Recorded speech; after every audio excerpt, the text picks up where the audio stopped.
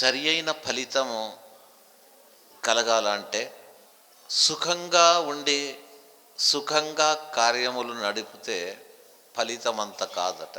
కష్టపడి చేసినటువంటి క్రియాకలాపాలకు ఫలితం ఎక్కువ. ఎందుకు ఇది చెప్తున్నాను అంటే, ఇప్పుడు మీరందరూ ఇక్కడ వచ్చారు కదా, సుఖంగా కూర్చొని వింటున్నారా, కష్టపడి వింటున్నారా? ఇష్టపడి వింటున్నారు. అయితే మీరు భాగవతాన్ని పూర్తిగా అర్థం చేసుకున్నారు, సంతోషమే. అయితే పూర్వకాలము అంటే పూర్వ యుగముల్లో మహర్షులు తపస్సు చేసేటప్పుడు మనకు ఏదైనా దేవునింట్లో కూర్చొని కొద్దిగా ఏదైనా ఒక పూజ ధ్యానం చేయాలంటే ఎక్కువసేపు కూర్చోలేము. వేసవి కాలంలో గాలి ఆడదు, సఫకేషన్ ఎక్కువగా ఉండి కాన్సన్ట్రేట్ రాదని చెప్పేసి దేవునింట్లో కూడా చిన్న ఏసీ ఒక ఫ్యాను పెట్టుకుంటాం. ఆ ఫ్యాను ఏసీ పనిచేసేంత వరకు మన యొక్క దేవుని ధ్యానించడమో పూజించడమో ఇవంతా. అలాంటి సుఖములకు లోనై కొంతవరకు మనం ఏదో ఒక ధ్యానాదులు పూజలు చేస్తాం.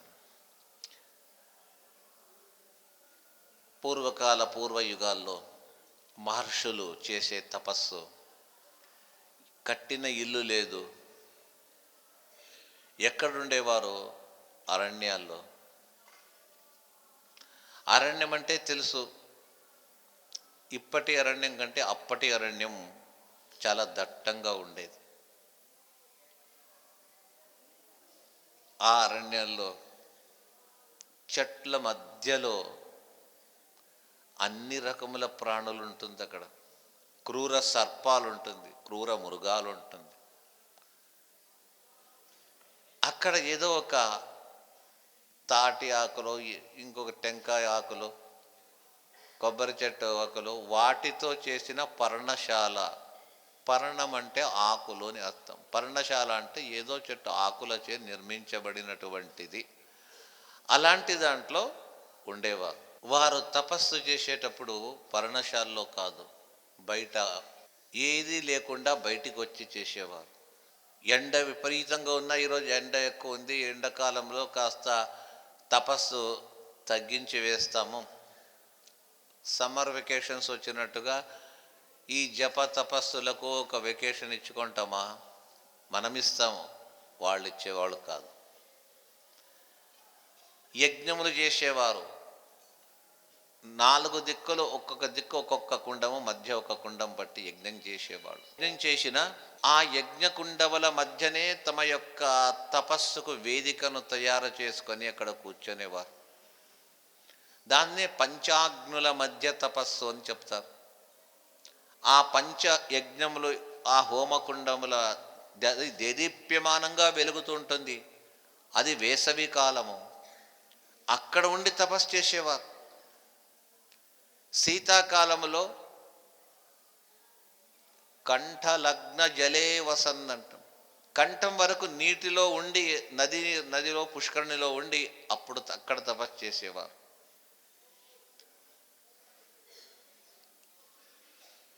శీతాకాలం వచ్చిందని కాదు, ఆ తపస్సు చేసే విధానాల్లో జలములో నిలబడి అగ్నికుండముల దగ్గర ఉండి అన్ని రకములైనటువంటి తపస్సులు చేస్తూ వచ్చారు మన వాళ్ళు.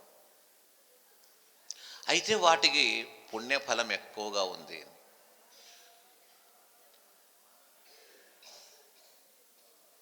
ప్రస్తుతం ఇలాంటి అతి శీతలమైనటువంటి ప్రాంతంలో కూర్చొని వినాలన్నట్టయితే అది కూడా ఒక పెద్ద సాహస కార్యమనే చెప్పవచ్చు. అయినా శ్రద్ధ, భక్తి, విశ్వాసము ఉన్నట్టయితే, ఆసక్తి ఉన్నట్టయితే ఇది అగుపించదు. ఇందాక ఎవరో ఒకళ్ళు చెప్పారు, బాబు, కష్టమైనా ఇష్టంగా వింటున్నాము అని. వాళ్ళు కష్టమని చెప్పలేదు. కష్టంగా ఉందంటే కష్టం లేకున్నా ఇష్టంగా వింటున్నామని చెప్పారు. ఈ సంవత్సరం చాలా ఉంది. ప్రతి సంవత్సరం ఇలా ఉండదు. అయితే ఈ సంవత్సరం వచ్చిన వాళ్ళలో ప్రవచనానికి నైమిషారణ్యానికి వచ్చిన వాళ్ళని చెప్పను, ప్రవచనానికి వచ్చిన వాళ్ళ పుణ్యం ఎక్కువ అంటున్నాను. మాకు సంఖ్య చాలా ఉంది. ప్రవచనానికి ఎంతమంది వచ్చానో డేటా అంతా ఉంది. అయితే ప్రవచనానికి కొందరికి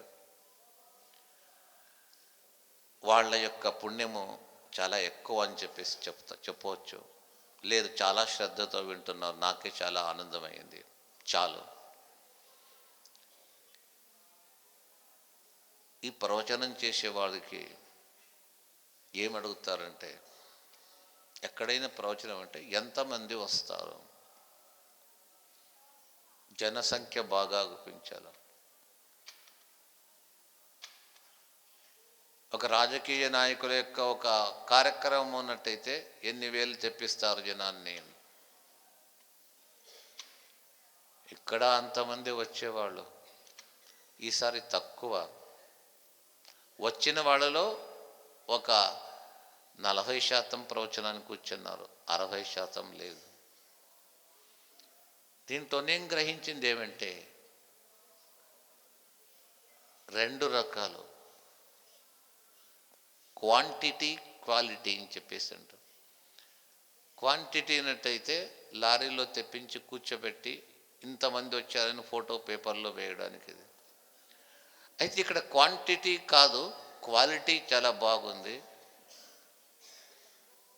అంటే ఆసక్తికరమైనటువంటి వ్యక్తులు తక్కువ ఉన్నా అందులో వర్త్ ఎక్కువగా ఉంటుంది. గంగగోవు పాలు గరిటెడైనను చాలు. అంటే భగవంతునికి అభిషేకం చేయడానికి, పూజించడానికి అలాంటి మంచి ఆవు యొక్క పాలు ఒక చిన్న ఉద్ధరణ ఉంటే కూడా సరిపోతుంది. మీరు చాలా శ్రద్ధతో ఉంటున్నారు కాబట్టి గంగగోవు పాలు వలె మీరు ఈ యొక్క భాగవత సప్తాహ యజ్ఞంలో భాగం వహించినందుకు ఆ భగవంతుడు మిమ్మల్ని అందరినీ ఆయురారోగ్యములతో సురక్షితంగా ఉంచమని చెప్పేసి భగవంతుని ప్రార్థిస్తూ వరాహావతార ఘట్టాన్ని మనము చెప్పుకుంటున్నాము. స్వామి భక్తుల మనోరథాన్ని పూరించడానికి అతని యొక్క అవతారము. స్వామి వరాహావతారం చేసి భక్తులను వారి మనోరథాన్ని పూరించడానికే ఈ రూపాన్ని స్వీకరించి వచ్చాడు. ఇదే కాదు, భగవదవతారాలన్నీ కూడా మానవ జాతి కళ్యాణానికే, తన్ను నమ్మినటువంటి భక్తులను అనుగ్రహించడానికే తన అవతారాలను చేసి ఈ లోకానికి వచ్చి వాతావరణమనే తాను మార్చి అందరిలో ఒక నూతన ధార్మిక క్రాంతిని ఏర్పరుస్తాడు ఆ పరమాత్ముడు. ఏది అవతారం తీసుకున్నా కూడా మానవులకు ఒక మంచి కాలం వచ్చిందని, బాధపడే తన వారందరినీ ఒక ఒడ్డుకు చేర్చాలనే ఉద్దేశ్యమే భగవత అవతారముల యొక్క పరమోద్దేశ్యము అని చెప్పేసి చెప్తూ, ప్రస్తుతము సూకర రూపము అన్న, వరాహ రూపమన్న పేర్లు నానా విధములతో పేర్లు పిలుస్తూ ఉంటారు. బ్రహ్మ యొక్క ఆ నాసారంధ్రము, ఆ ముక్కు భాగము నుంచి ఒక భాగం నుంచి వచ్చి క్షణక్షణములో పెరుగుతూ అత్యంత బృహదాకారాన్ని, పర్వతాకారాన్ని ధరించాడు. అందరూ చూస్తున్నారు. మరీచి, అత్రి, పులహ, పులస్త్య, క్రతు, వశిష్ఠ, నారదాది ప్రముఖులు బ్రహ్మను అగ్రేసరుడుగా అతన్ని తమ ముందుంచుకొని అందరూ కూడా ఆశ్చర్యంతో చూస్తున్నారు. భగవంతుని సృష్టిలో మనుష్యులు, మనుష్యేతర ప్రాణులు అని చెప్పేసి ఉన్నది కదా. మనిషి జన్మ, మానవ జన్మ వస్తే చాలా పెద్దది అని చెప్తూ వచ్చారు. ఆ తర్వాత ప్రాణుల్లో ఆవుగా పుట్టడం అనేది కూడా, అది మనిషి కాకున్నా పశు జాతిలో ఉన్న గోవు అనేది ఒక పూజ్యమైనటువంటి, ఆరాధనకు యోగ్యమైనటువంటి ఒక ప్రాణిగా భావిస్తూ, జంతువుగా భావిస్తూ ఆ గోవులకు ఒక మంచి స్థానాన్ని మనం ఇస్తున్నాం. గోమాత అంటాం. గోవు కంటాం కానీ గేదెలకు చెప్పరు, మాతా పిత అని చెప్పరు, గోవులకు మాత్రమే చెప్తారు. ఎందుకంటే గోవు మాతృసమ దేవత అని చెప్పేసి. అలాగే ఈ జింకలు, చిలుక, ఇవన్నీ సాత్విక ప్రాణులు కాబట్టి తిరియక్ ప్రాణులైన మనుష్యుని కంటే విభిన్నమైనటువంటి ఒక ప్రాణకోటిలో జన్మించినప్పటికీ వాటిని ఒక గొప్ప మంచి ప్రాణులు అని చెప్పేసి భావించేది మన సాంప్రదాయం. అదే కుక్కగా పుట్టిన, మరొక ప్రాణిగా పుట్టిన, పందిగా పుట్టితే వాటిని చూచి మనము అది హేయమైనటువంటి ప్రాణి, అలాంటి జన్మ ఎవరికి ఎప్పుడు వస్తుందంటే చాలా పాపములు చేసిన వారికి అలాంటి జన్మ వస్తుంది అని మన శాస్త్రములు చెప్తుంది.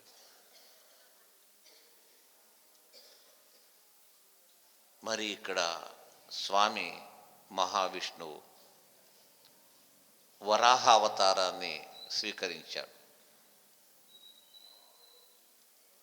ఈ వరాహ అవతారాన్ని ఏమని భావించాలా? ఒక వ్యక్తి తప్పు చేసినందుకు జన్మాంతరంలో పందిగా పుడితే ఈ వ్యక్తి ఈ విధంగా తాను ఆ స్వరూపాన్ని గ్రహించాడు కదా అంటే, ఆ ఋషులు, మరీచి మొదలైన ఋషులు, బ్రహ్మ, వీళ్ళు స్వామిని ఆ వరాహ రూపాన్ని స్తుతిస్తారు. తస్మై నమః కారణ సూకరాయ అంట. అయ్యా, నీవు ఈ పంది జన్మ వరాహ రూపాన్ని ధరించినా మనుష్యలోకములో మనుష్యులకు, ఇప్పుడు మనిషిగా ఉండి మరి జన్మలో వేరే పంది మొదలైన హేయమైన ప్రాణిగా పుట్టినప్పుడు వీడు చేసిన తప్పుకు ఆ ప్రాణి జన్మ వచ్చింది అంటారు. అయితే మీకు ఇది వర్తించదు. కారణమేమిటంటే తస్మై నమః కారణ సూకరాయతి. నీవు తప్పు పనులు చేసిన పాప కర్మల వలన కలిగినటువంటి దేహము నీది కాదు, ఇచ్ఛారూపంగా స్వీకరించావు.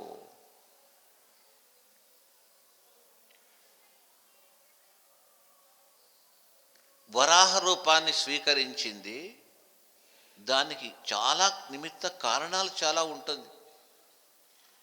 ఎందుకు ఆ రూపం స్వీకరించవలసి వచ్చింది? నరసింహస్వామి ఆ రూపాన్ని ఎందుకు స్వీకరించాడు? రాముడు మనుష్య జన్మను, మనుష్య జాతిలో ఎందుకు పుట్టాడు? కృష్ణుడు కూడా మానవ జాతిలో పుట్టాడు. పరశురాముడు మానవ జాతి. వామనమూర్తి మాత్రము ఋషులు, దేవతల యొక్క జాతిలో పుట్టాడు.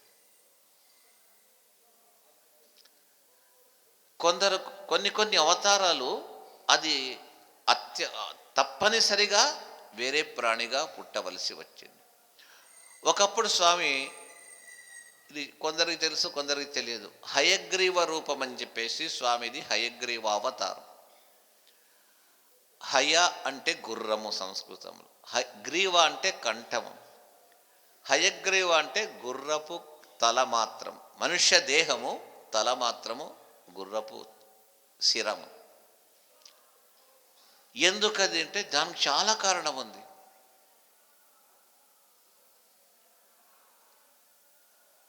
ఒక వ్యక్తిని సంహారం చేయాలా, అతనికి బ్రహ్మవరం ఉంది.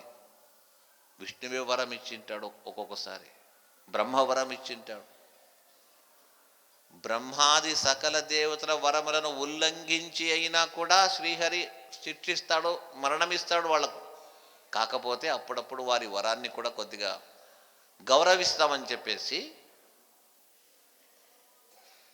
ఎవ్వరితో ఏ ఒక్క ప్రాణితో మనుషునితో నీకు వరం చావు రాకూడదు అని చెప్పేసి వరాన్ని పొందిన ఆ అసురుణ్ణి ఏం చేస్తాడు అప్పుడు? దేహము మనుష్య దేహము, తల మాత్రం ఒక ప్రాణి దేహం, అది తీసుకొచ్చే ఆ వరాన్ని కాపాడినట్టుగా అవుతుంది. హయగ్రీవ రూపంలో మానుష దేహము, గుర్రపు తల.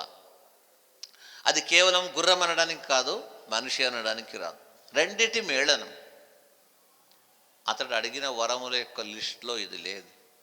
హిరణ్యకశిపు అడిగినటువంటి వరముల్లో కూడా నీవు సృష్టించిన ఏ ప్రాణిచే కలగరాదు, అయిపోయింది. 84 లక్షల జీవరాశులతో నీకు మరణం రాదు. అందుకే ఏం చేశాడు? తల సింహము యొక్క తల మనుష్య దేహాన్ని ధరించి అతని వరములను కాకుండా ప్రత్యేకంగా ఒక రూపాన్ని స్వీకరించాడు. అదేవిధంగా ఈ వరాహ రూపాన్ని ధరించడానికి కూడా ఆ అసురులు ఎవరెవరినో గురించి తపస్సు చేసి ఎన్నెన్నో వరాలు పొంది ఉన్నా ఆ వరములను కూడా సడలించకుండా దాన్ని అతిక్రమించి తన ఇచ్ఛానుసారంగా మరొక ప్రాణి రూపాన్ని భగవంతుడు స్వీకరిస్తాడు. అదేవిధంగా ఇక్కడ ఆ వరాహ రూపాన్ని ధరిస్తే అది నీకు కర్మజన్య దేహము కాదు. కర్మజన్య అంటే మనం చేసిన తప్పు కర్మ, పాప కర్మల వశాత్తుగా కలిగిన దేహము కాదు నీది. అది ఇచ్ఛానుసారంగా నీవు గ్రహించావు. ఒక కారణముండి ఆ కారణముచే, ఆ ప్రభావంచే చేశావు అని చెప్పేసి తస్మై నమః కారణ సూకరాయతే.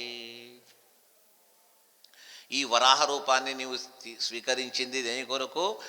అందరూ మనుషులందరూ కూడా చేసినటువంటి పాప ప్రభావం చే ఇలాంటి తిరియ ప్రాణి రూపాన్ని ధరిస్తే నీవు ఆ విధంగా కాకుండా నీ ఇచ్ఛానుసారంగా ఏదో ఒక ఉద్దేశ్యం దాంట్లో ఉంటుంది, అందుకొరకు స్వీకరించావు నీవు.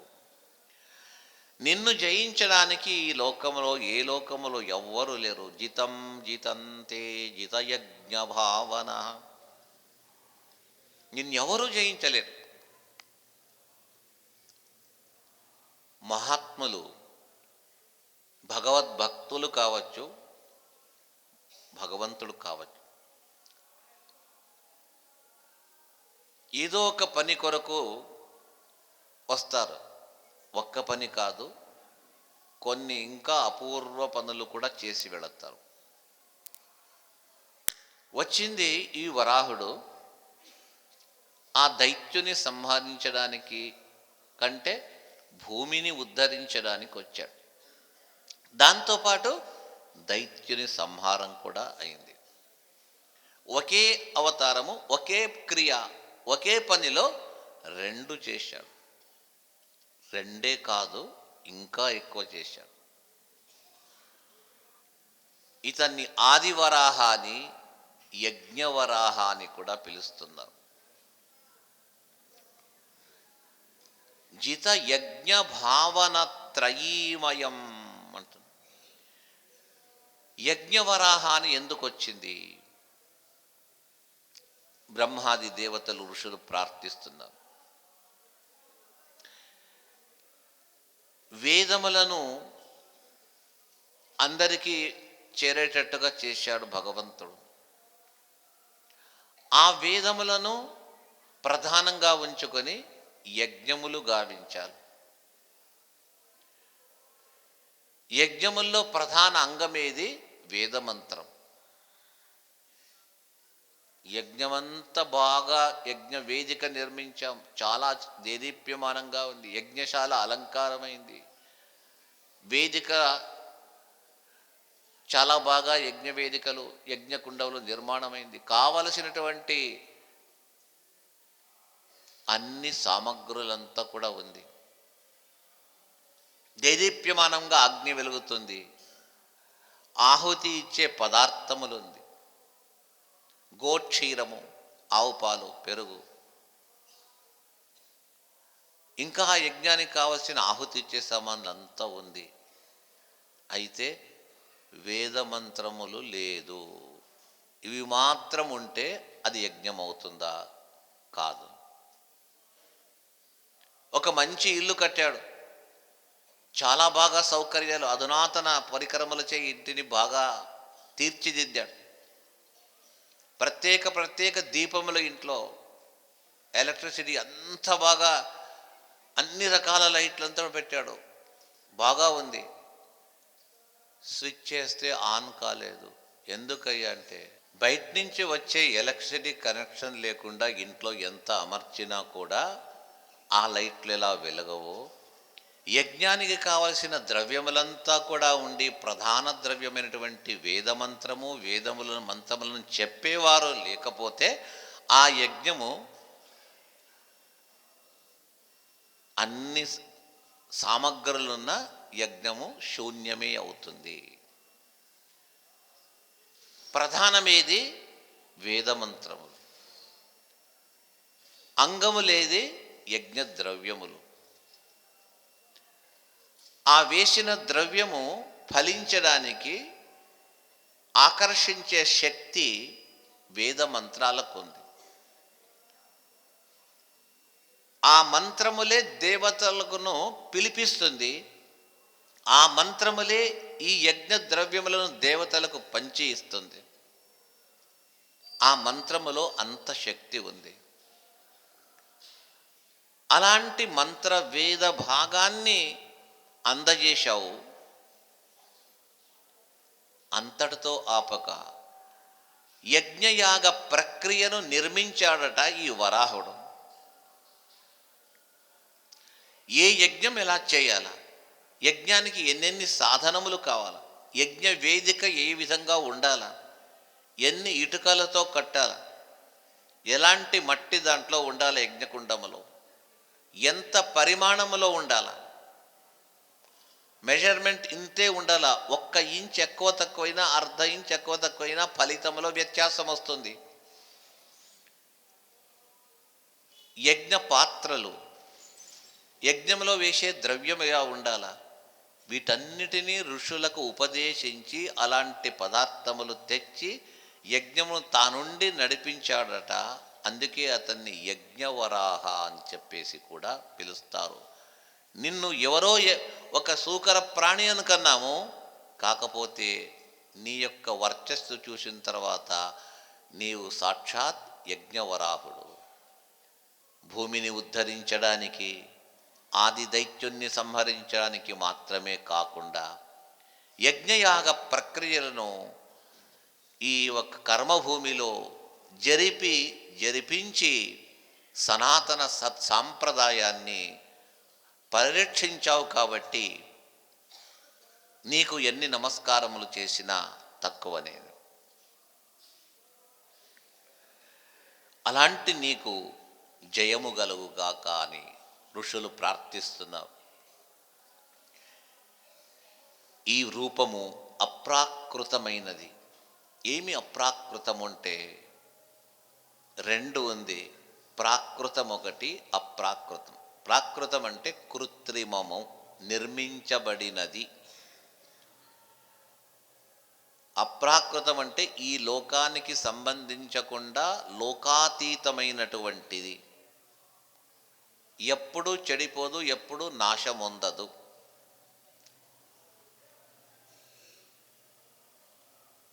మేరు పర్వతం చూస్తాం, మేము చూడలేమనుకోండి మేరు పర్వతము, మేరు పర్వతం ఉంది, హిమవత్ పర్వతం ఉంది, మందర పర్వతం ఉంది, వింధ్యా పర్వతం ఉంది. ఇలాగా అనేక పర్వతాలు. అది ఒకరోజు భగ్నావశేషమైపోతుంది. అన్ని పర్వతాలు ప్రళయోదకంలో మునిగిపోతుంది, ఏది ఉండదు. ఎందుకంటే ఇది ప్రాకృత పదార్థములు, ప్రాకృత వస్తువులు కాబట్టి. ప్రకృతిచే నిర్మింపబడినటువంటిది. ప్రకృతిచే నిర్మింపబడినది ఏది శాశ్వతం కాదు. ప్రకృతికి సంబంధించకుండా ప్రకృతికి అతీతంగా ఉండేది శాశ్వతము. ఈ జగత్తంతా ప్రకృతిమయము. ఆ జగత్తు కంటే భిన్నుడు, విలక్షణుడు, అతని అతిక్రమించిన ఒక వ్యక్తి భగవంతుడు మాత్రమే. అప్రాకృత శిరోమణియత. అతడేం చేసినా అది శాశ్వతము. నీవు ధరించిన ఈ వరాహ సూకర రూపము కూడా మనమందరం చూచే ఇక్కడ తిరిగే అరణ్యముల్లో, నగరంలో తిరిగే సూకరం కాదిది.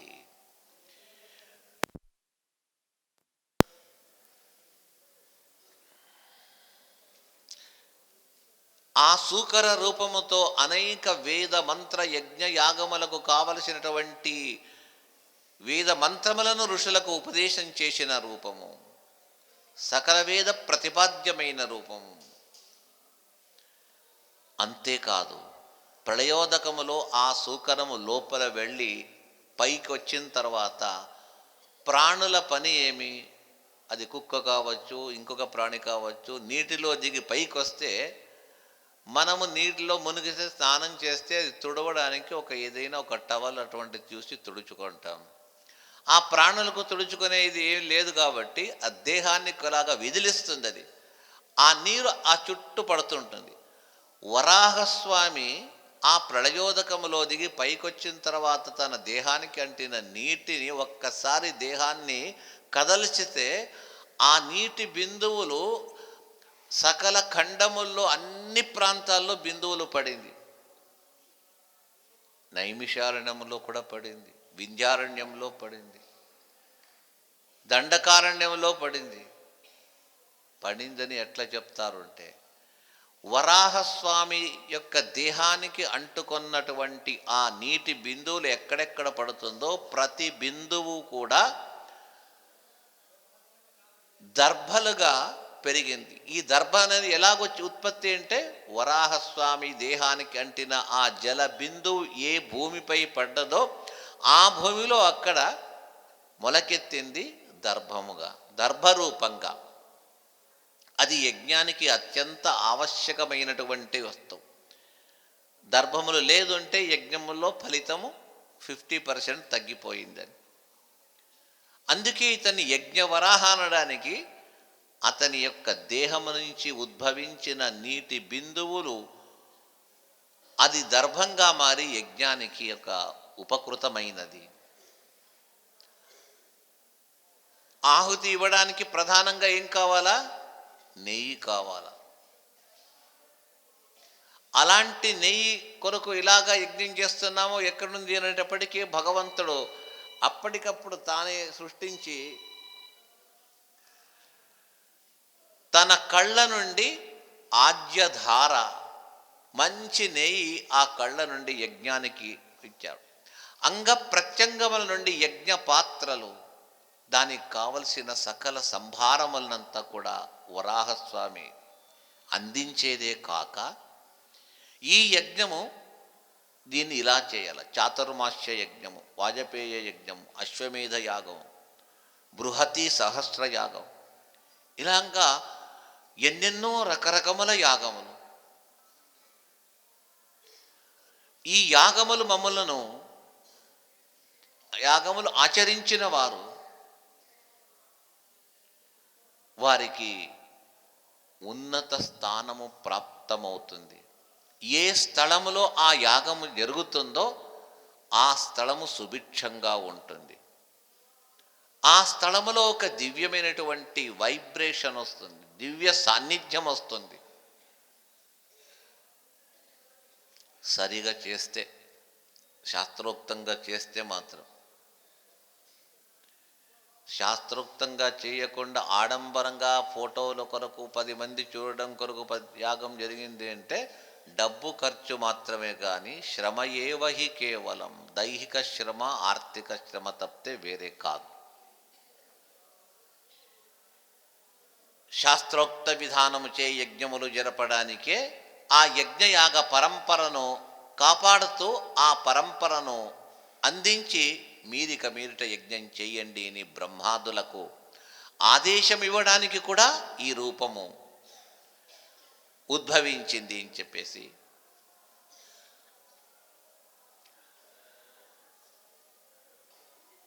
ఇలాంటి స్వరూపాన్ని అయోగ్యులకు చూచుటకు సాధ్యం కాదట.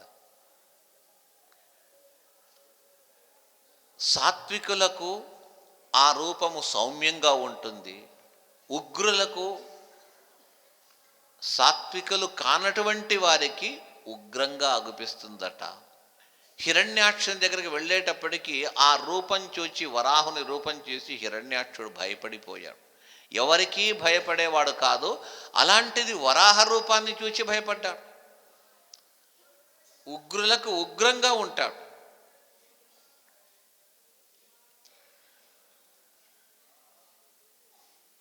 తీక్ష్ణమైన దంతములు, అధర్మాన్ని నిర్మూలించడానికే వచ్చాడు. ఇలాంటి వరాహ రూపాన్ని వీరు కొనియాడుతున్నారు.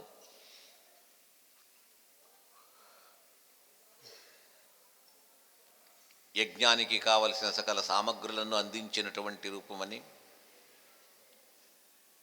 ఇతన్ని కొనియాడి బ్రహ్మాదులు ప్రార్థిస్తారట.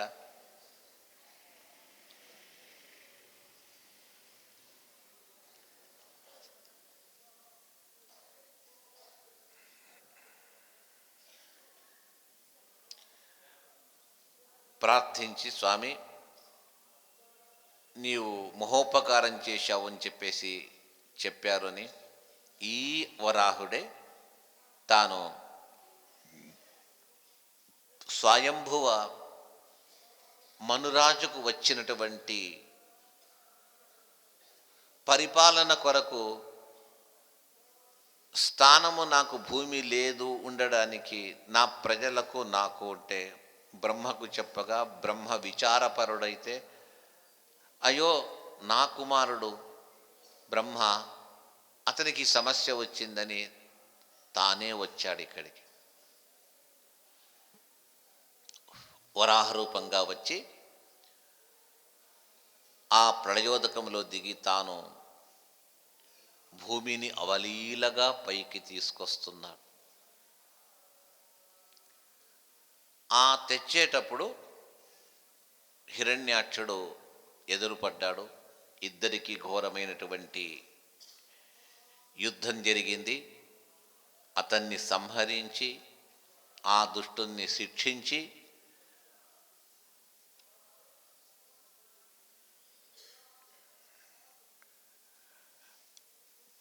మళ్ళా తెచ్చి పునః ఎక్కడుండాలో అదే స్థానానికి స్థాపించాడు.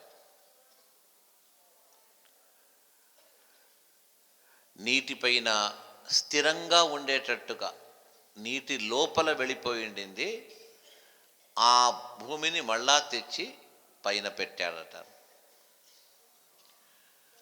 అదే శాస్త్రం చెప్పేది ఈ విధంగా. ఈ ఆధునిక విజ్ఞానులకు ఇది ఇష్టం కావటం లేదు. భూమి ఎక్కడుంది అంటే 14 లోకాలని చెప్పాను. పైనుంచి 6, భూమి 7వది, భూమి కింద 7 లోకాలు. ఒక లోకానికి కనెక్షను లేదు, అయినా నిలబడింది. ఎలా నిలబడింది అంటే భగవంతుని శక్తి వల్ల నిలబడింది. ఋషులు చెప్తారు, భగవంతుడు అంటాడు, తపోధనుల తపస్సు చేసే మహనీయుల యొక్క తపశ్శక్తిచే నిలబడింది. మొత్తానికి భగవద్ అనుగ్రహము, భగవద్భక్తుల మహాత్ముల యొక్క శక్తిచే ఒక్కొక్క లోకము అంతరాళమునందే అలాగే నిలబడింది. అయితే భూమి ఎక్కడ అంటే నీటిపైన భూమి ఉన్నది. 14 లోకములో కింద చివరి లోకము రసాతళ పాతాళ లోకం. ఆ పాతాళ లోకము కూడా దాని క్రింద ఒక జలరాశి ఉంది, దానిపైన నిలబడింది. భూమికి ఏం కాకుండా శేషుడు తన సహస్ర ఫణములను చాచి ఆ 1000 పడగలను విప్పి ఆ పడగల పైన 14 లోకాలను ధరించాడు. శేషునికి కొద్దిగా బ్యాలెన్స్ తప్పుతుంది అని చెప్పేసి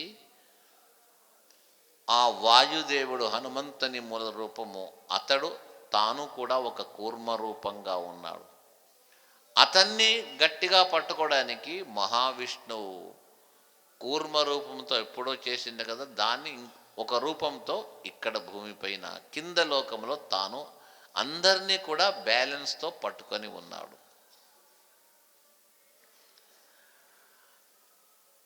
అంటే 14 లోకముల క్రింది భాగములో కూడా అపార జలాశయము. ఆ కూర్మమది ఉండాలంటే నీరు ఉంటేనే ఉంటుంది. అలాంటి నీటిపైన ఉంటూ ఈ 14 లోకాలు నిలబడింది. అయితే భూమి కింద కూడా అద్భుతమైన జలరాశి, ఆ దానిపైన నీటిపైననే స్థాపించాడు భూమిని అని చెప్పేసి ఇక్కడ భాగవతంలో చెప్తూ ఉన్నారు. ఒక నీటిపైన మనము మునగకుండా ఒక రబ్బర్ బాల్ పెడతాం, మునగదు, తేలుతుంది. కాకపోతే నీటికి అటు ఇటు కదిలిపోతుంది. మన భూమి కదిలితే మనము శాశ్వతంగా కదిలి వెళ్ళిపోతాం. అలా కదలకుండా ఉండడానికే ఆ వరాహుడు తన ఆజ్ఞ చేత ఆ భూమిని స్థిరంగా ఉండేటట్టుగా, అది ఆ ప్రళయోదకం ఎలాగుంది అంటే అలల యొక్క తరంగములది పైన ఇటు అటు వస్తూనే ఉంటుంది. ఎక్కడొచ్చినా ఈ భూమిని స్పర్శించక ఆ అలలు, ఆ తరంగాలు ఆ భూమిని స్పర్శించకుండా ఉంటుంది. భూమి స్థిరంగా ఉండేటట్టుగా చేశాం.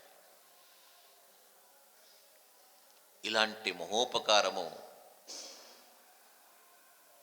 చేసినటువంటి మహనీయుడు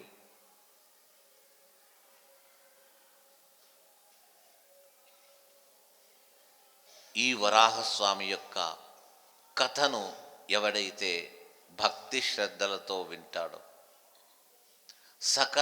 సకల ఆపదల నుండి బయటపడతాడట, సకల శ్రేయస్సులను అందుకుంటాడు, సకల పురుషార్థములు వారికి సిద్ధిస్తుంది, కోరిన కోరికలు నెరవేరుతుంది. ఆ రోజు బ్రహ్మను అడిగిన స్వయంభూమనరాజు ఏమడిగాడు? నీవు ప్రజాపాలన, రాజ్యము నిర్మించు, ప్రజలను సృష్టించు అని చెప్పేసి చెప్పగా, మేము ఉండడానికి స్థలమే లేదు, భూమి లేదు, ఏ స్థలం ఇస్తావో ఇవ్వు అన్నట్టయితే అప్పుడు బ్రహ్మ మాట ఇచ్చేశాడు. కాకపోతే లేదు, నా కుమారుడి మాట వ్యర్థపరచకూడదని తండ్రి అయినటువంటి మహావిష్ణువు పరిగెత్తుకుంటూ వచ్చి వరాహ రూపము చేత భూమిని తీసుకొచ్చి పెట్టాడు. అతని మనస్సులో ఉండే కోరికను అడగకున్నా కూడా వచ్చి తీర్చాడు. బ్రహ్మ మనస్సులో ఉండే కోరికను తీర్చాడు. కాబట్టి మనము కూడా భక్తి చే, శ్రద్ధ చేత, విశ్వాసము చేత ఈ కథను విన్నట్టయితే, ఈ కథ మళ్ళొకసారి జ్ఞాపకం చేసుకున్నట్టయితే, తిరిగి మననం చేసుకున్నట్టయితే మనకు కూడా ఇష్టార్థములు తప్పకుండా సిద్ధిస్తుంది అని ఇచ్చట వ్యాస మహర్షులు చెప్తున్నారు. ఈ వరాహస్వామి అవతారము, అతని జీవన చరిత్ర, అతడు భూమిని తెచ్చి స్థాపించింది, ఆ సమయంలో ఎదురుగా వచ్చి అతనితో యుద్ధం చేసింది, దైత్యునితో యుద్ధం చేసి ఆ హిరణ్యాక్షుణ్ణి సంహారం చేసింది. ఇవంతా కథ విన్నాడు విదురుడు. మైత్రేయ మహర్షి చెప్పిన తర్వాత వింటూ, అర్థం చెప్తున్నాడు, ఇది వింటూ ఉన్నాడు. తర్వాత విదురుడు ప్రశ్నిస్తాడు, మునివర్య, మీరు చెప్పిన కథ చాలా బాగా ఉంది, నాకు చాలా ఇష్టమైంది.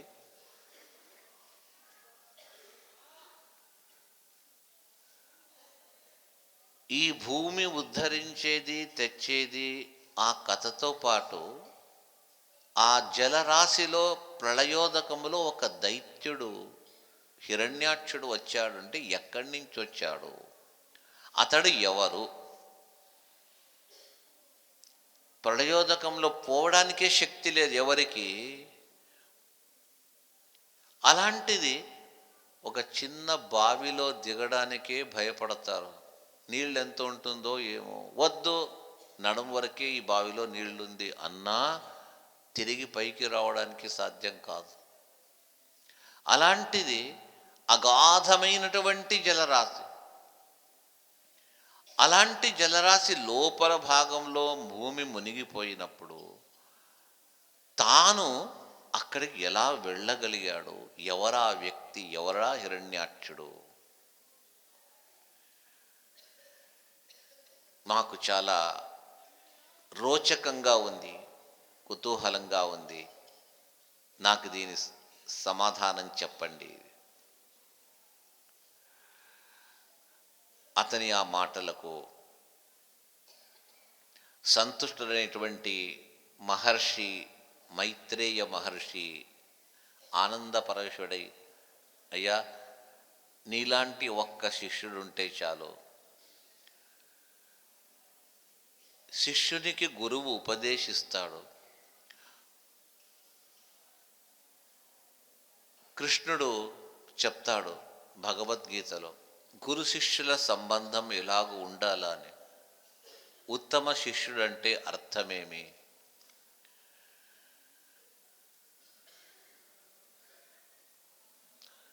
విన్న తర్వాత స్పందన ఉండాల. గురువు విద్యను చెప్తాడంటే గౌరవం ఉండాలి. ఆ శిష్యుడు పరిప్రశ్నేన సేవయా ఉపదేశ్యంతి తే జ్ఞానం జ్ఞానినః తత్వదర్శనః తద్విద్ధి ప్రణిపాతేన. గురువు దగ్గర అధ్యయనం చేయడానికి, తెలుసుకోవడానికి వెళ్ళినప్పుడు మొట్టమొదట చేయవలసింది ఏమి అంటే తద్విద్ధి ప్రణిపాత్, అతనికి పాదాభివందనం. నమస్కారం అండి అని ఈ రోజుల్లో ఒక చెయ్యి ఎత్తి నమస్కారం చేస్తారు కదా, అది విరుద్ధ సంస్కారం. అది నమస్కారం ఎప్పుడు కూడా ఒక చేయి ఎత్తి చేయకూడదు. వచ్చే జన్మలో ఒక్క చెయ్యి మాత్రం ఉండి ఇంకో చెయ్యి వెళ్ళిపోతుందట ఒక చేత్తో నమస్కారం చేసిన వాళ్ళు. అది పాశ్చాత్య సంస్కృతి, మన సనాతన సంస్కృతి రెండు చేతులు జోడించి చెప్పేది. చేత కానప్పుడు అది, చేతనైతే సాష్టాంగ పాదాభివందనం చేసేదే నమస్కారం. ఇక్కడ కృష్ణుడు చెప్తున్నాడు, తద్విద్ధి ప్రణిపాతేన. గురువుకు శిష్యుడు తల వంచి దీర్ఘదండ ప్రమాణం చేయాలంత. దీర్ఘదండ ప్రణామం చేస్తే, అలాంటి నమస్కారం చేస్తే గురువుకు మేరు పర్వతం ఎత్తు ధనరాశి పోస్తే ఎంత సంతోషమో నిజమైన గురువుకు ఆ సంతోషం అవుతుంది. ఆధునిక కాలంలో అది కాదు. ఒట్టిగా నమస్కారం చేస్తే లాభం ఏమేంటావు? నిజమైన గురువులకు నమస్కారం చేస్తే చాలు. తర్వాత ఆ గురువు నుంచి విన్న తర్వాత తిరిగి తన సందేహ నివృత్తికై పరిప్రశ్నేన, ప్రశ్నించి తన సందేహాన్ని నివారణం చేసుకోవాలి. ఇంకా ఆ గురువును సేవించాల, అతనికి ఏం కావాలో అది సమకూర్చాల. ఆహారము, సాధారణంగా గురువులు ఆహారాన్ని ఎవరి దగ్గర నుంచి తెచ్చి స్వీకరించరు, వారే వారి ఆహారాలను సిద్ధపరచుకుంటారు. వారికి ఏదైనా కావాలన్నట్టయితే, మరేదైనా తెచ్చి ఇవ్వాలన్నట్టయితే, చేసే పూజకు పుష్పములు, ఫలములు, లేదా వారు ఎక్కడ కూర్చొని పూజ చేస్తారో ఆ పూజ చేసే స్థలంలో గోమయము అంటే ఆవు పేడను తెచ్చి, ఆ గోమూత్రమును తెచ్చి అక్కడంతా ఆ బండలకంతా రాసి ఒక లేపనం, దాన్ని మండలము చేయాలంటారు. పెద్దగా దాన్ని వారు కూర్చొని పూజ చేసి ఆ స్థలమంతా గోమయంతో శుద్ధంగా అలికి ముగ్గు వేసి వారి పూజకు పూర్వరంగను సిద్ధం చేసి పెట్టాల. యజ్ఞానికి పాలు, పెరుగు, నెయ్యి కావాలంటే తాను శారీరకంగా కష్టపడి తెచ్చి ఇవ్వాలి. ఇలాంటి సేవను చేయాలి. పరిప్రశ్నేన సేవయ, ఆ సేవకు సంతుష్టుడైన గురువు ఉపదేశ్యంతి తే జ్ఞానం జ్ఞానిన తత్వదర్శిన, ఆ గురువులు మనస్సు నిండిపోయి ఆ ప్రేమతో నిండిన మనస్సు చేత అతి గోప్యమైన అద్భుతమైన రహస్య విషయాలను కూడా శిష్యులకు బోధిస్తారట. భగవద్గీతలో కృష్ణుడు చెప్పినటువంటిది. విదురుడు అలాగే కథ విన్న తర్వాత గురువర్యులను ప్రార్థించాడు.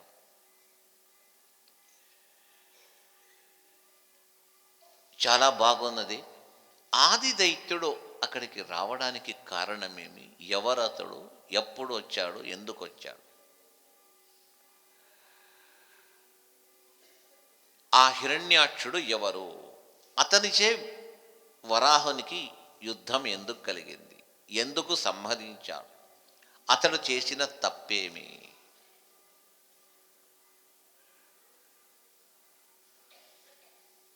ఆ మాట అడిగేటప్పటికీ ఇక్కడ గురువులు మైత్రేయ మహర్షులు అంటున్నారు, ఇది ప్రాచీన కాలం, అది గడచిన మన్వంతరముల్లో జరిగిన కథ అంట ఇది. ఏమిటి? కశ్యప ప్రజాపతి అంటే అందరికీ తెలిసిన విషయమే. అతనికి దక్ష ప్రజాపతికి 60 మంది కుమార్తెలు పుడితే 13 మందిని కశ్యప ప్రజాపతికి ఇచ్చి వివాహం చేస్తాడు. అందులో అదితి, దితి, ధను, కరుద్రు అని ఈ విధంగా భార్యలందరూ ఉన్నారు. అదితి గర్భంలో పుట్టిన వారు ఆదితేయులుంటే దేవతలందరూ అదితి గర్భంలో పుట్టారు. దితి గర్భంలో పుట్టిన వారు దైత్యులు. ధను అనే భార్య గర్భంలో పుట్టినవారు దానవులు. వినత అనే భార్యను పుట్టిన వాళ్ళు పక్షులు, గరుత్మంతుడు, అరుణుడు మున్నగు పక్షులు. ఇంకా కొందరు భార్యలను పుట్టిన వాళ్ళు సర్పములు. ఈ విధంగా దితి ఒక భార్య. దైత్యులను కన్నది కాబట్టి ఆమె మంచి వ్యక్తి అయినా దుష్ట దైత్యులకు జన్మనివ్వడము వలన, ఆ గర్భములో దైత్యులు ఆమె గర్భములో పెరగడం వలన ఆ దైత్య సంపర్కము చేత ఆమెకు కొద్దిగా దైత్య అసుర ఆవేశ గుణము కొద్దిగా సంక్రమించింది. తాత్కాలికంగా అయినా ఆమెను ప్రవేశించింది. ఒక సందర్భంలో ఇంద్రుణ్ణి చంపాలా అని చెప్పేసి, తనకు కుమారునితో సమానము దేవేంద్రుడు, అతడుంటే నా పిల్లలు పైకి రారని చెప్పేసి అతన్ని చంపడానికి యజ్ఞం చేయించిందట. ఈ రోజుల్లో ఉంటాం, ఒకరు పైకి రాకుండా చేతబడి చేస్తారు కదా. ఆ రోజుల్లో యజ్ఞయాగములంతా చాలా మా చేతిలో ఉండేది. దానివల్ల ఒకరిని సంహరించేది, ఒకరిని నోట మాట రాకుండా చేసేది ఆ యజ్ఞములతో జరుగుతూ ఉండేది. దితి అలాంటి స్వరూపమే ఆవిడది కూడా. అలాంటి దితి వారందరికీ ప్రత్యేక ఆశ్రమాలు కట్టించి ఇచ్చాడు కశ్యప ప్రజాపతి. ఒక్కొక్కసారి ఒక్కొక్క సందర్భంలో ఒక ఆశ్రమానికి వెళుతుంటాం. ఒక సందర్భము దితి ఆశ్రమానికి కశ్యపుల వారు అక్కడే వేంచేశారు. కొంతకాలం అక్కడే ఉన్నారు. ప్రాతకాల, మాధ్యాహ్నిక, సాయంకాలిక సవనము ఉంటారు. ప్రాతఃసవనము, మాధ్యం దిన సవనము, సాయంకాల సవనము.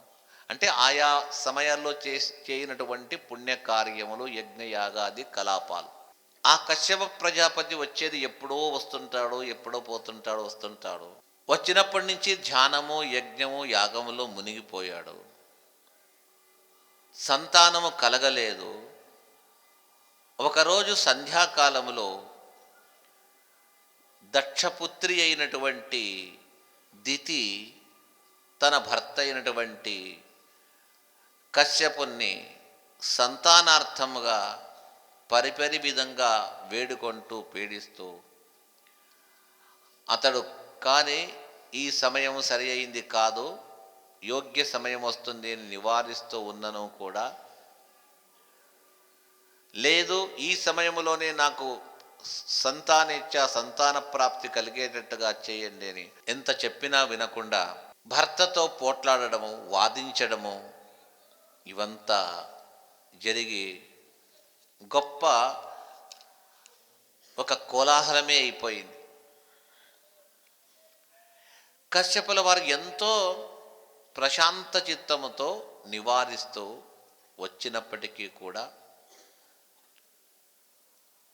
నాకు అందరికీ సంతానమైంది, మా సవతి భార్యలకందరికీ, నాకు కలగలేదని అని చెప్తూ ఉండగా, ఇది సంధ్యాకాలము, ప్రదోషకాలము, సాయంకాలము. ఏషా ఘోరతమా వేళ ఘోరాణం ఘోరదర్శన. ఇది చాలా అత్యంత క్రూరమైనటువంటి ఘోరమైనటువంటి కాలము సంధ్యాకాలం. మనకు నిషిద్ధ కాలం అంటే సంధ్యాకాలం, సూర్యుడు అస్తమించే సమయం. దాదాపు 5 గంటల నుంచే ప్రారంభమవుతుంది అనుకుంటాం. ఆ గంటన్నర కాలము ప్రదోషం. అది ఏ సత్కార్యములు నిజంగా చేయకూడదు, వేదాధ్యయనము కూడా చేయకూడదు. ఆ ప్రదోషకాలంలో, సంధ్యాకాలంలో వేదాధ్యయనం చేసినా కూడా వ్యర్థమవుతుంది. కాకపోతే పారాయణం చేయవచ్చు, కానీ అధ్యయనము గురువులతో చెప్పించుకొని ఆ అధ్యయనం మాత్రం ఉండకూడదు. ఆడవాళ్ళు ఇండ్లలో కూర్చొని తల జడ విప్పి వెంట్రుకలంతా వెనక విరబోసుకొని ఉంటారు కదా, అలా చేయకూడదు. జడ వేసుకోకూడదు. ఆ సమయంలో గోళ్ళు తీయకూడదు. ఆ సమయంలో భోజనం చేయరాదు. అంతకంటే మునిపి చేయాలా, లేదా దాటిన తర్వాత రాత్రి అయిన తర్వాత చేయొచ్చు, కానీ ఆ సమయంలో తినకూడదు. ఆ సమయంలో ఏదైనా వండి తిన్నట్టయితే దానివల్ల అనర్థములు ఎక్కువ అవుతుంది. చాలా పెద్ద లిస్టు చెప్తారు. సంధ్యాకాలములో చాలా కొన్ని కార్యములు అత్యంత నిషిద్ధం అని చెప్పేసి, అంత వదిలి భగవద్ ధ్యానం చేస్తూ కూర్చోవాలి ఆ కాలం అయ్యేంత వరకు.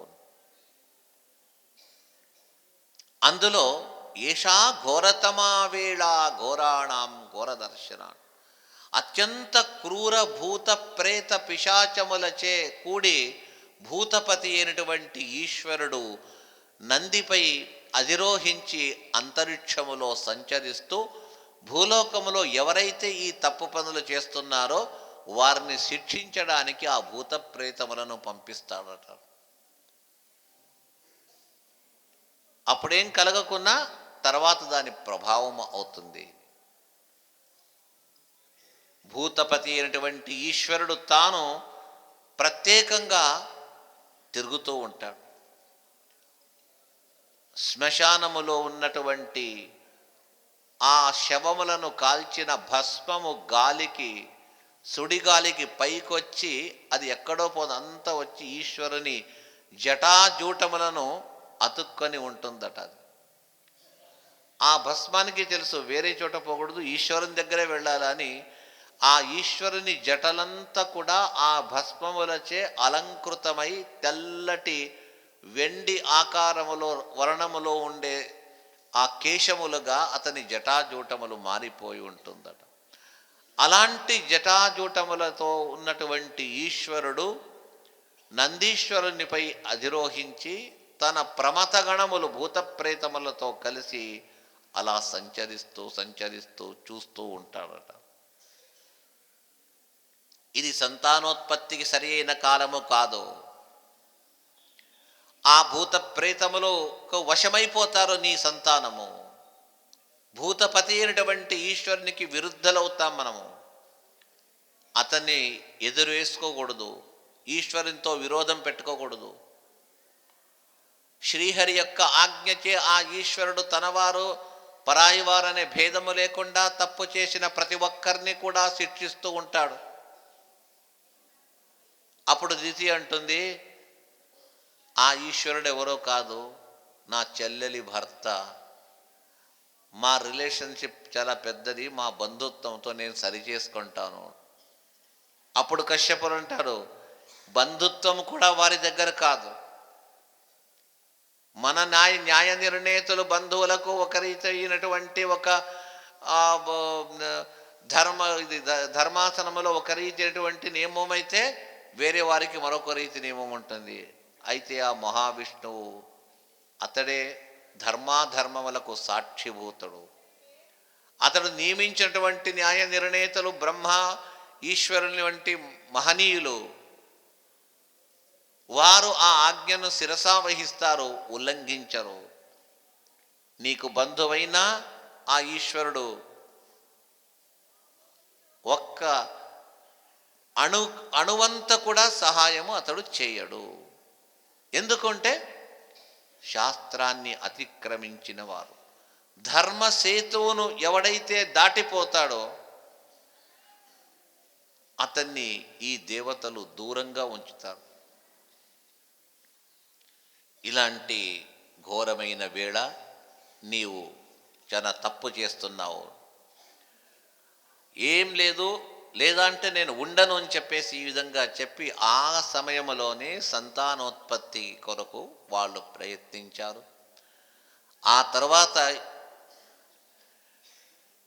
కశ్యపులు చెప్తున్నారు, నీవు చాలా తప్పు చేశావు. ఆ తప్పు వల్ల నీ యొక్క గర్భములో పెరగబోయే ఈ కుమారులు దేవద్రోహులై, ధర్మద్రోహులై, విప్రద్రోహులై, వారి యొక్క శాపానికి గురి అయి జగత్కంటకుడై ఉండగా మహావిష్ణువుచే చంపబడతాడు. చరిత్రలో నీ పుత్రుని యొక్క వధ, నీ పుత్రుని చరిత్ర అందరూ చూసి హాస్యాస్పదంగా ఉంటుంది అందరికీ అని శాపం ఇచ్చాడు. దితి అంటున్నప్పుడు భయపడిపోయింది, కంపించిపోతుంది. అంటుంది, చక్రధారి అయిన శ్రీమన్నారాయణుడు నా కుమారులను చంపనిగాక. అయితే ఒక్కటి మాత్రం, నబ్రహ్మదండదగ్ధస్య నభూతదయస్య చ నభూతభయదస్య చ. యోగ్యులైన మహనీయులైన శుద్ధ భాగవతోత్తములైనటువంటి బ్రహ్మజ్ఞానులు ఎవరైతే ఉన్నారో వారి శాపానికి మాత్రము ఆహుతి కాకూడదు. పరమేశ్వరుడు చంపినా పర్వాలేదు, మహావిష్ణువుచే హతులైనా పర్వాలేదు. బ్రహ్మజ్ఞానులచే భాగవతోత్తముల యొక్క కోపానికి గురి మాత్రం కాకూడదు, వారి శాపానికి గురి కాకూడదు, వారి తాపానికి గురి కాకూడదు. ఈశ్వరుడు కూడా దాన్ని నివారించలేడు, విష్ణువు కూడా నివారించలేడు.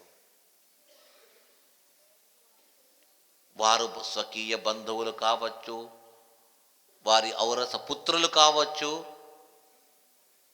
ధర్మాన్ని అతిక్రమించిన వ్యక్తులకు ఎప్పుడు కూడా సద్గతి ఉండదు అని ఈ విధంగా కశ్యప మహర్షి అంటుండగా ఈ దితి అంటుంది, దయచేసి బ్రహ్మజ్ఞానుల శాపానికి మాత్రం నా కుమారులు గురి కాకుండా చేయండి, ఎవరు చంపినా పర్వాలేదు.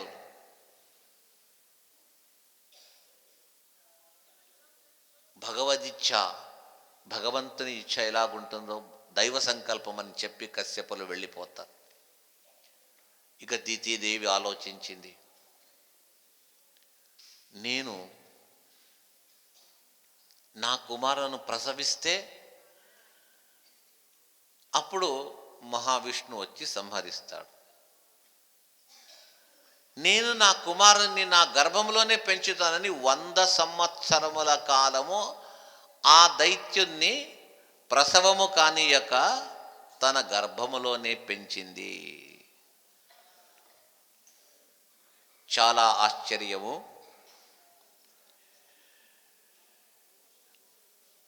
తత్ప్రభావము చే ఏం జరిగింది?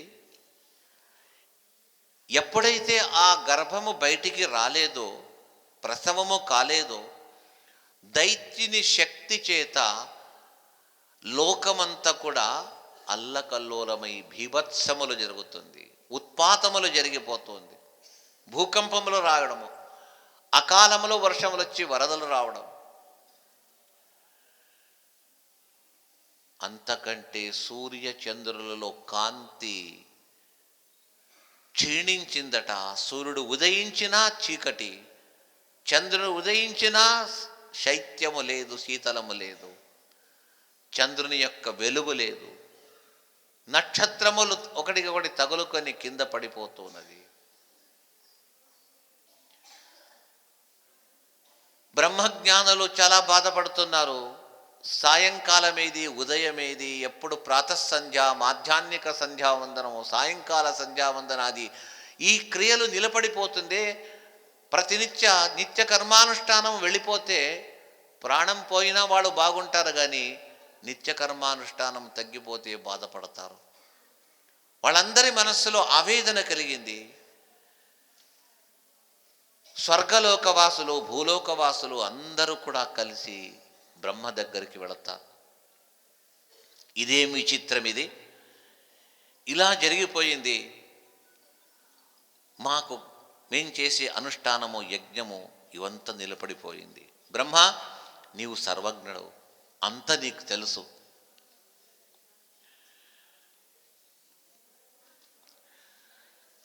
నీవు అనుకుంటే దీన్ని ఎలాగైనా నివారిస్తావు. ఎందుకు ఇలా కలిగింది? ఎవరి వల్ల కలిగింది? ఇది నివారణ అవుతుందా లేదా?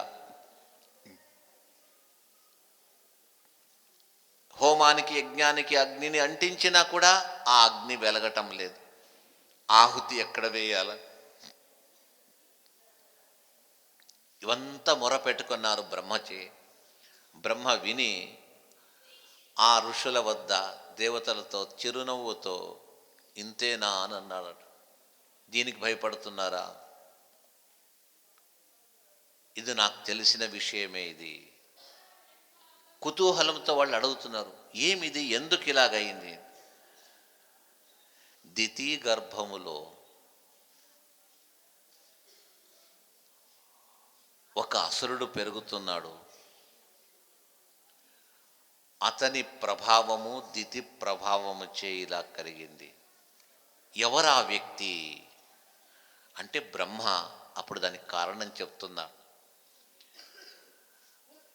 సృష్టి ఆరంభములో మహావిష్ణువు నాకు సృష్టి చేయడానికి అనుమతిస్తే, నే మొట్టమొదట సృష్టి చేసిన వారు, నా సృష్టికి ప్రతిక్రియగా బయటికి వచ్చినటువంటి వ్యక్తులు, నా మానసపుత్రులైనటువంటి వారు సనక సనందన సనాతన సనత్ కుమారులు.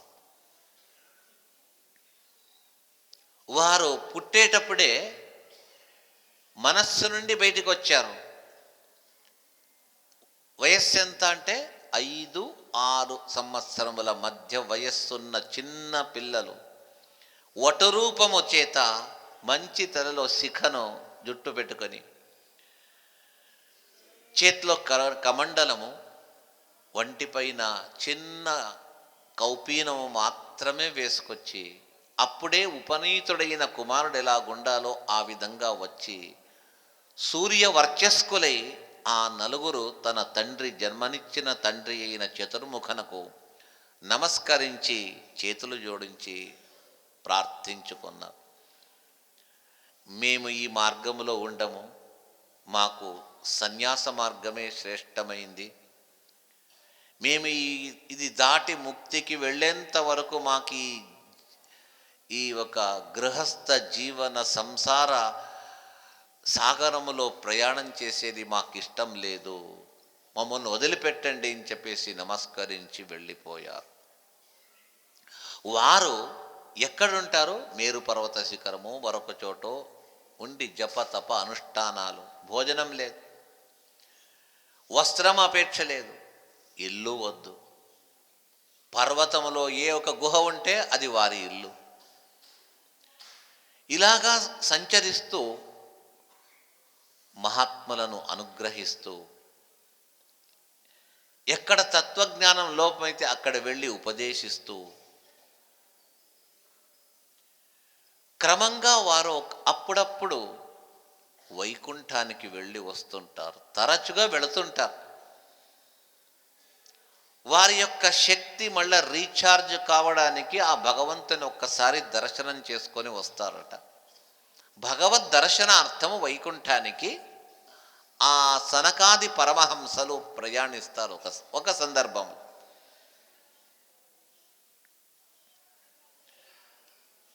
అలాగొచ్చారట. వైకుంఠములో 2 భాగాలు, ఒకటి ముక్త స్థానము, రెండవది అముక్త స్థానమని.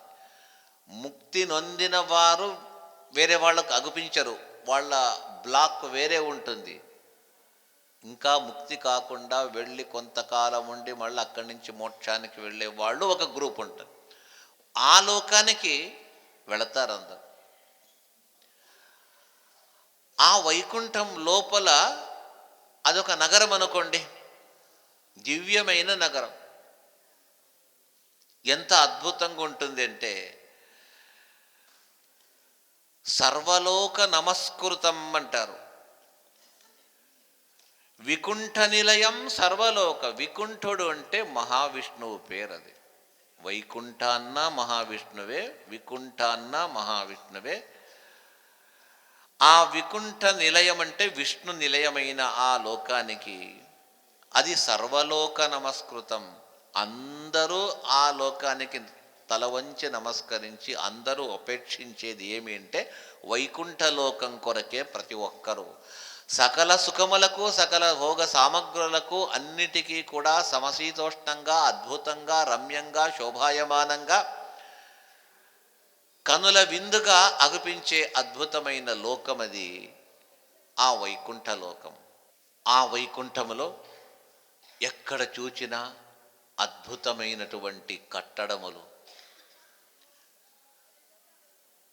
లంకను వర్ణిస్తూ ఆ లంకలో ఉండే ఇల్లు ఎలాగుంది అని సుందరకాండ, రామాయణంలో అక్కడక్కడ ఇతరత్రంతా వచ్చింది.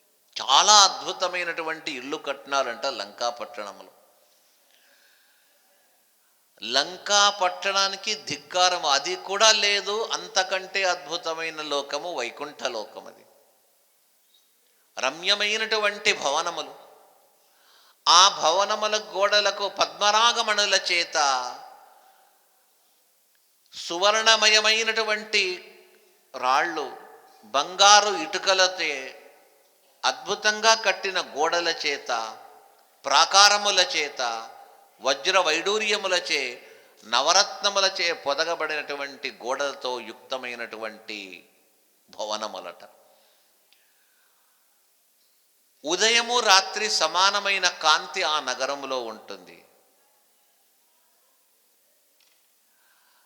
మనం ఏదైనా ఒక ఫంక్షన్లో డెకరేషన్ కొరకు కలర్ బల్బ్స్, నైట్ టైం రాత్రుల పూట కలర్ లైట్లంతా డెకరేషన్ చేస్తాం. అది కృత్రిమంగా దీపములు. ఆ వైకుంఠములో కట్టినటువంటి ఆ గృహములకు పొదగబడినటువంటి ఆ వజ్ర రత్న ముత్యములంతా కూడా రాత్రిపూట అది డెకరేషన్ చేసిన లైట్ల కంటే అద్భుతమైన రంగురంగుల వర్ణములచే అది శోభాయమానంగా అక్కడ కొత్తగా వెళ్ళిన వారందరికీ కూడా అది ఆకర్షణీయంగా ఉన్నటువంటి లోకం ఆ వైకుంఠ లోకం. నానా రకములైన ఉద్యానవనములు, రకరకములైన పుష్పములట. ఆ ఉద్యానవనం దగ్గరికి వెళితే ఆ పుష్పముల నుండి వచ్చే గాలిని స్వీకరిస్తే ఆ గాలి, ఆ సువాసన తలకెక్కి అది ఏదో లోకం, ఎక్కడొచ్చామో ఏమోని తమను వారిని వారు మర్చిపోతారట. ఆ పుష్పముల సువాసననే ఇంత ఉన్నట్టయితే ఆ పుష్పములు ఎంత సౌందర్యంగా ఉండాలి.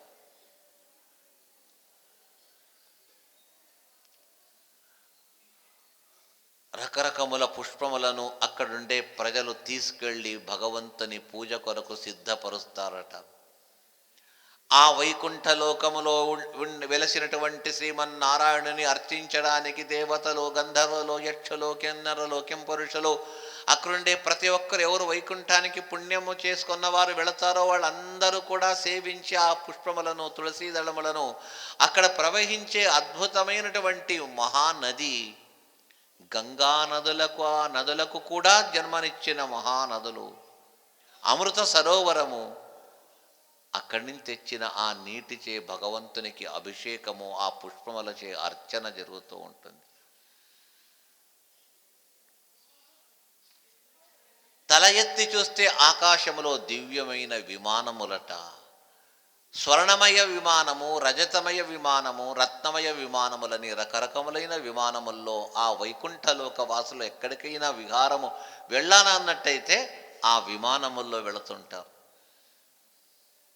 మనము నిర్మించిన విమానాలు కాదు. ఫ్యూయల్ అయిపోయింది, చెడిపోయిందంటే పైనుంచి కిందికి పడుతుంది. అది అయిపోయేది ఏమీ లేదు. సంకల్ప మాత్రము చేత అది జరుగుతూ ఉంటుంది. అంతా కూడా అది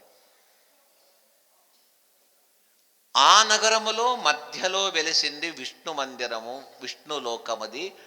దానికి 7 ప్రాకారాలు, సప్త ప్రాకారములు అంటారు. అలాగే ఉండాలని శ్రీరంగములో అలాగే నిర్మించారు. సాక్షాత్ స్వామి వైకుంఠం నుంచి వచ్చి రంగనాథునిగా వచ్చాడని ఆ సప్త ప్రాకారములు ఉంది అక్కడ. ఇక్కడ సప్త ప్రాకారములు 7 కాంపౌండ్ వాల్స్ అని మనం ఇప్పుడు చెప్పిన ప్రకారంగా ప్రాకారములు అంటారు. ఒక ప్రాకారం ఇంకో ప్రాకారానికి పెద్ద మళ్ళా మధ్యలో స్థలం చాలా బాగా ఉంటుంది. ఒక్కొక్క ప్రాకారానికి ఒక్కొక్క దిక్కుకు పూర్వ, పశ్చిమ, దక్షిణ, ఉత్తర దిక్కులకు ఇద్దరిద్దరు ద్వారపాలకులు. పూర్వ మొదటి ప్రాకారము, ప్రథమ, ద్వితీయ, తృతీయ, చతుర్థ, పంచమ, షష్ఠ 6 ప్రాకారములు. వీరు సనకాది పరమహంసలు నలుగురు కూడా లోపల వెళితే వారి వర్చస్సు, ఆ ముఖకాంతిని చూచి ఆ ద్వారపాలకులు తల వంచి వారికి స్వాగతం పలికి లోపల పంపించి వేశారు. చివరకు 7వ ద్వారానికి వెళతారు.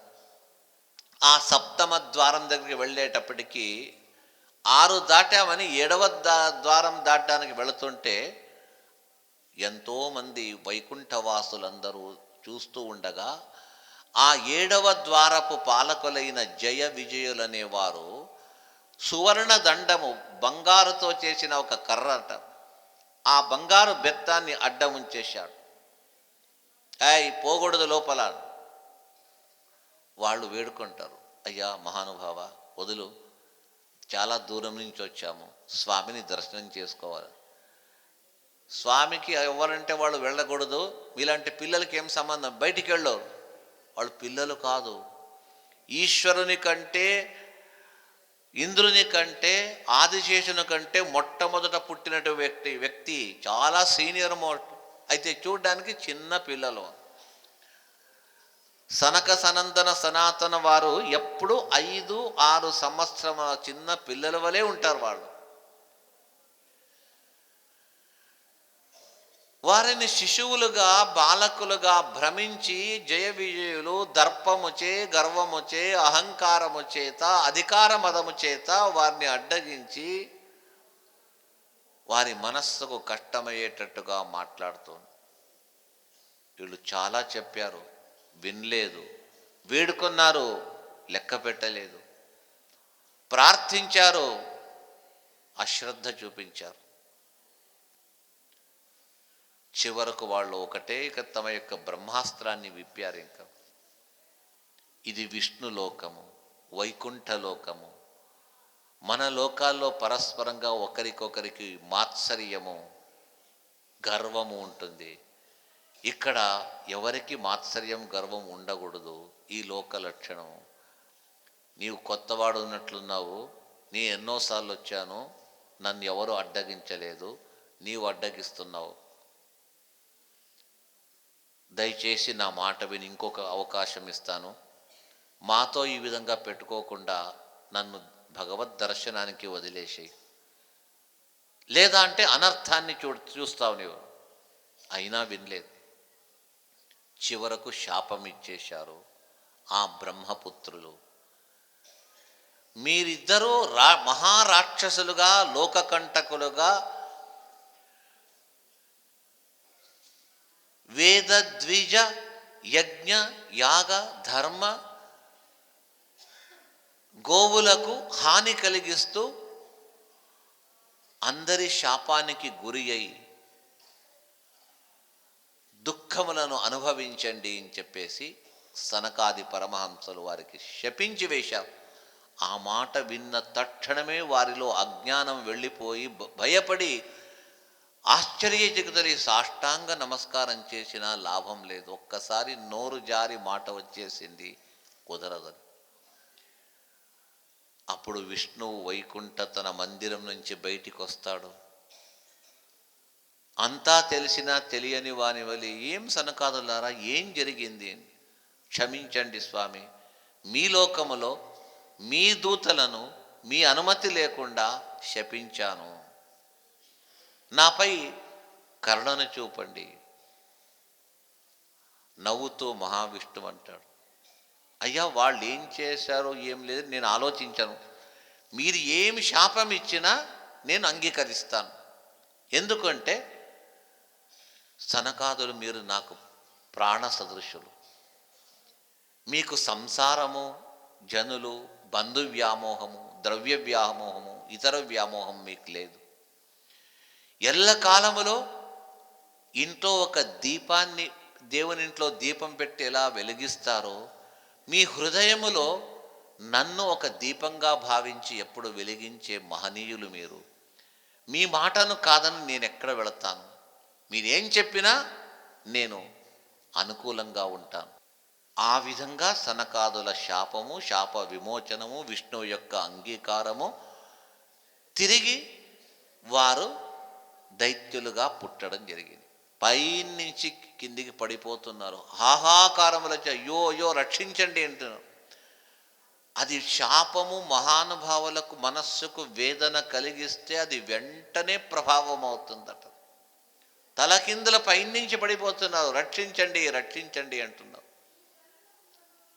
వారే హిరణ్యాక్ష హిరణ్యకశిపులుగా, తిరిగి వారే రావణ కుంభకర్ణులుగా, తిరిగి వారే శిశుపాల దంతభక్తులుగా పుట్టారు. ఆ 3 జన్మల్లో వారిని శాప విమోచనం చేసి శిశుపాల దంతభక్త రావణ కుంభకర్ణుల్లో దాగినటువంటి జయ విజయులనే వారిని తీసుకొని ఆ దైత్యులను సంహరించి పైకి తీసుకొస్తాడట మహావిష్ణువు. మొదటి అవతారమే హిరణ్యాక్ష హిరణ్యకశిపుడు. హిరణ్యకశిపు యొక్క సంహారం చేశాడు నరసింహస్వామి. అదే విష్ణువే నరసింహ రూపంగా వచ్చి హిరణ్యకశిపును సంహరించి ఆ దైత్యుని లోపల దాగిన తన ద్వారపాలకుడైన జయ అనే వ్యక్తిని తీసుకొస్తాడు. అంటే వారికి శాపము కలగడము, వారే రాక్షసులు కారు, ఒక రాక్షసుని దేహంలో వెళ్ళి కూర్చుంటారు. అది జీవద్వయ ఆవేశం అంటారు. రాక్షసుడు అనేవాడు, దేవతలు ఎప్పుడూ రాక్షసులు కారు. రాక్షస ప్రవృత్తి, రాక్షసులతో సహవాసము, రాక్షసుల దేహంలో వెళ్ళి కూర్చున్నాం. అతనితో పాటు ఇతడు కూడా తప్పులు చేస్తూ వచ్చాడు. అయితే తన భక్తుడనే భావము చేత తప్పు చేసిన అప్పుడప్పుడు భక్తి పూజ భగవంతుని స్మరించి ఉంటారు కదా, అదొక్కదాన్ని భగవంతుడు సాధనంగా తీసుకొని తన వారిని రక్షించుట కొరకు ఆ దైత్యుల సంహారం చేసి తన భృత్యులను వాపస్ తీసుకెడతాడు. వాడే ఆది దైత్యుడు హిరణ్యాక్షుడు. హిరణ్యకశిపుడే ఇంకొక అన్నదమ్ముల్లో ఇంకొకడు జయ విజయుల్లో. ఆ హిరణ్యకశిపుణ్ణి నరసింహస్వామి అయితే హిరణ్యాక్షుణ్ణి వరాహస్వామి తాను సంహరిస్తున్నాడు. ఇది వాస్తవమైనటువంటి జరిగిన కథ. బ్రహ్మ ఆ హిరణ్యకశిపుడు ఎవరు అని తెలుసుకొని, హిరణ్యాక్షుడు ఇలాంటి వాడు, అతడు దితి పుత్రుడుగా పుట్టాడు, అకాలములో పుత్ర సంతానానికి తోడ్పడింది కాబట్టి శాపవశాత్తుగా ఆమె గర్భములో ఈ దైత్యుడు జన్మనెత్తాడు. దితి 100 సంవత్సరములు గర్భాన్ని ధరించటం వల్ల లోకము అల్లకల్లోలము కాగా, బ్రహ్మ వచ్చి చెప్పి తిట్టి నీ భార్య ప్రసవమయ్యేటట్టుగా చేయని కశ్యపులకు చెప్పి, దితిదేవికి కూడా ఆమెను మందలించి తిట్టి ప్రసవించేటట్టుగా చేసిన తర్వాత, బ్రహ్మ చెప్పిన తర్వాత ప్రసవించింది. ప్రసవించిన వెంటనే ఆ హిరణ్యాక్షుడు స్వరూపతః భగవద్వేషి కాబట్టి ఆ భగవంతుని ద్వేషం చేస్తూ దేవతలను ఇచ్ఛానుసారంగా కొడుతూ వస్తున్నాడు. వరుణుని ఇంటికి వెళ్ళి వరుణుని సంహారం చేస్తానని పోయాడు, భయపడిపోయాడు వరుణుడు. నీవు రాజసూ యాగం చేశావంట వరుణ, అందరితో జయించావంట మా రాక్షసులను, దైత్యులను, నాతో యుద్ధం చేయన్నాడు.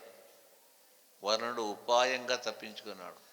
ఒకప్పుడు చేస్తుంటేనే ఇప్పుడు నేను విరమించాను, నా దగ్గరికి రావద్దు. ఈ యుద్ధమంతా ఎందుకు ఆపావంటే, మాకు గురువైన ఆదిదేవుడైన విష్ణువుకు వదిలిపెట్టేశాము. అతడు ఎప్పుడూ యుద్ధం చేస్తుంటాడు. ఎక్కడున్నాడో, ఇక్కడున్నాడో, కాసేపటికి వస్తాడేమో. ఎక్కడికి? ప్రళయోదకంలో భూమిని తీసుకుపోవడానికి వస్తాడని చెప్పేసి ఎప్పుడో చెప్పి ఉన్నాడు. అయితే నేనే వెళతానని ఆ హిరణ్యాక్షుడు మొట్టమొదట నీటిలో వెళ్ళి ప్రళయోదకములో కాచుకొని కూర్చున్నాడు. భూమిని ఉద్ధరించాలా, భూమి లేకుండా ప్రజాపాలన జరగదని బ్రహ్మ ఆలోచిస్తున్నాడు. బ్రహ్మ మొరను విని భగవంతుడు 2 పనులు అవుతుందని చెప్పేసి వరాహ రూపాన్ని ధరించి వెళ్ళి భూమిని తీసుకొచ్చే సమయంలో అడ్డొచ్చినటువంటి ఆ హిరణ్యాక్షుణ్ణి కూడా సంహరించి దుష్ట శిక్షణ చేసి శిష్ట రక్షణ చేశాడు మహావిష్ణు. భగవంతుడు తన అవతారం ఎందుకని చెప్పాడు? పరిత్రాణాయ సాధూనాం వినాశాయత దుష్కృతాం ధర్మ సంస్థాపనార్థాయ. పరిత్రాణాయ సాధూనాం, సత్పురుషుల రక్షణ అంటే దేవతలు, స్వయంభూ మనరాజు వారు రక్షించడానికి కావలసిన భూమిని తీసుకొచ్చాడు. వినాశాయిత దుష్కృతాం, దుష్టుల యొక్క నాశము, ఆ హిరణ్యాక్షుని వంటి దైత్యులను సంహారం చేయడానికి అతన్ని సంహరించి భూమిని తెచ్చి పెట్టి వారికి కూడా అనుకూలము అనుగ్రహం చేశాడట దేవతలకు. ఈ దుష్టుడైన హిరణ్యాక్షుని వధ ఆ ఘట్టాన్ని విన్నట్టయితే, మనకి ఏదైనా ఆపదలు వచ్చేటట్టయితే అలాంటి ఆపదల నుండి, కట్టముల నుండి, రోగముల నుండి, రుణముల నుండి మమ్మల్ని విముక్తులుగా చేస్తుందట ఈ కథాభాగం అని చెప్పేసి మైత్రేయ మహర్షి విదురునితో చెప్పిన అంశాన్నే శుక మహర్షి పరీక్షిత్ మహారాజుకు బోధించాడు అని చెప్పేసి ఈ సంధ్యాకాలం ప్రదోషకాలంలో విశేషంగా వరాహస్వామి చరిత్ర, హిరణ్యాక్షుని సంహారాన్ని మనం విన్నాం. కాబట్టి అందరికీ భగవంతుడు ఆయురారోగ్యములను కల్పించి అందరికీ సుఖశాంతులను ఇస్తాడు. ఈ విషయంలో ఎలాంటి సందేహం కూడా మనం పడకూడదు అని చెప్పేసి చెప్తూ ఈ ప్రవచనాన్ని ఇంతటితో నిలబెట్టి మళ్ళా మిగతా ఘట్టమును రేపు మళ్ళా ప్రారంభిస్తాను. Like and subscribe Eagle Media Works.